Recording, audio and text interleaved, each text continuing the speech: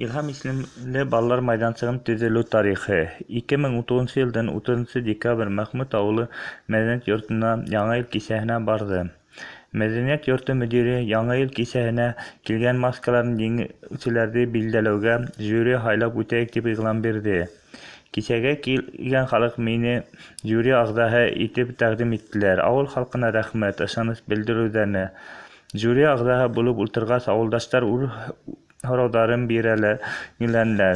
Күберәк һорау балалар майҙансығы буйынса булды. Ни өсөн ошоға хәтлем балалар майҙансығы эшләнмәгән?